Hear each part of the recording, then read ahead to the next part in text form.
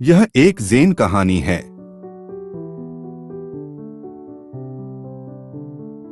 Japan में Zen के भक्त टेत्सुगेन ने सूत्रों को प्रकाशित करने का निर्णय लिया,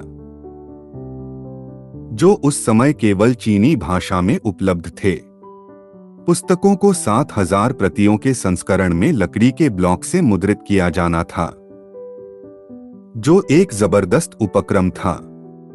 टेत्सुगेन ने इस उद्देश्य के लिए यात्रा करने और दान इकट्ठा करने से शुरुआत की। कुछ सहानुभूति रखने वाले उसे सोने के 100 टुकड़े देते थे, लेकिन अधिकांश समय उसे केवल छोटे सिक्के ही मिलते थे। उन्होंने प्रत्येक दानकर्ता को समान कृतज्ञता के साथ धन्यवाद दिया।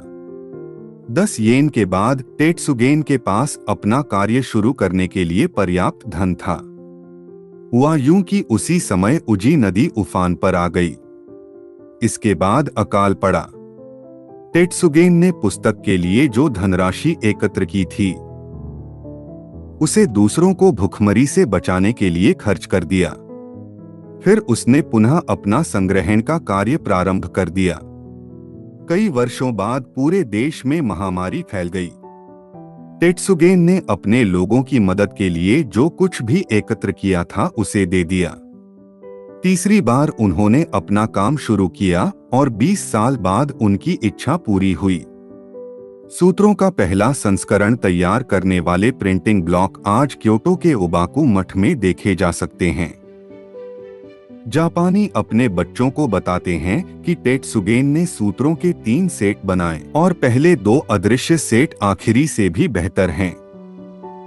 यह ज़ेन कहानी निस्वार्थता, करुणा और दृढ़ता में एक गहरा सबक प्रदान करती है, जो हमारे अपने जीवन से गहराई से मेल खाती है। हमारे अपने जीवन में कहानी हमें अपने आसपास के लोगों की भलाई पर हमारे कार्यों के प्रभाव पर विचार करने के लिए प्रोत्साहित करती है। यह हमें खुद से यह पूछने के लिए प्रेरित करता है कि क्या हम दुनिया में सकारात्मक बदलाव लाने के लिए अपने संसाधनों और प्रतिभाओं का उपयोग कर रहे हैं, और क्या हम अपनी महत्वाकांक्षाओं पर दूसरों की जरूरतों को प्राथमिकता देने के इच्छुक हैं। कहानी के अंत में जो बताता है कि टेत्सुगेन के अदृश्य सूत्र भौतिक सूत्रों से भी अधिक मूल्यवान हैं। हमें देश की भुखमरी और महामारी के दौरान किए गए उनके बलिदान की याद दिलाते हैं, और यह बलिदान सूत्र से भी अधिक मूल्यवान है। सूत्रों का प्रकाशन हमें अपने लक्ष्यों पर दृढ़ रहना, करुणा का अभ्यास करना और सार्थक और उद्देश्यपूर्ण जीवन की खोज में निस्वार्थ कार्यों के महत्व को पहचानना सिखाता है। यह हमें उस विरासत पर विचार करने के लिए प्रेरित करता है जिसे हम पीछे छोड़ना चाहते हैं, और हम अपने कार्यों और विकल्पों के माध्यम से क्या प्रभाव डाल सकते हैं।